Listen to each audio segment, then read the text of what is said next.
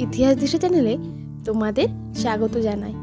আজ আমরা সপ্তম শ্রেণীর ইতিহাসের দ্বিতীয় অধ্যায়ের একটি গুরুত্বপূর্ণ প্রশ্ন নিয়ে আলোচনা করব। প্রশ্নটি হলো, মাৎসন্যায় কি? 637 খ্রিস্টাব্দে শশাঙ্কের মৃত্যুর পর থেকে বাংলার ইতিহাসে এক ঘোরতর দুর্যোগের সৃষ্টি হয়। শক্তিশালী একটি কেন্দ্রীয় শাসনের অনুপস্থিতির কারণে বাংলার বিভিন্ন অঞ্চলে ক্ষুদ্র ক্ষুদ্র রাষ্ট্রের প্রতিষ্ঠা হয়। গৃহযুদ্ধ, গুপ্ত হত্যা, ঘন ঘন শাসক পরিবর্তন, দরিদ্রের উপর ধনীর অত্যাচার, ব্যবসা বাণিজ্যের অবনতি ছিল বাংলার স্বাভাবিক নিয়ম। বাংলার এই অরাজকতাময় অবস্থাকে বলা হয় মাৎসন্যায়।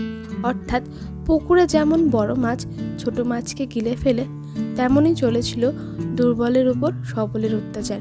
এই অভ্যন্তরীণ দুর্বলতার সুযোগ নিয়ে বাংলায় ঘটে একের পর এক বৈদেশিক আক্রমণ, যা বাংলার জনজীবনকে আরও দুর্বিষহ করে তোলে। খালেমপুর তাম্রশাসন অনুযায়ী মাৎসন্যায়ের অবসান ঘটানোর জন্য প্রকৃতিপুঞ্জ গোপালকে রাজপদে অভিষিক্ত করান। তার কৃতিত্বের ফলে মাৎসন্যায়ের অবসান ঘটে, বাংলায় শান্তি শৃঙ্খলা সুপ্রতিষ্ঠিত হয়।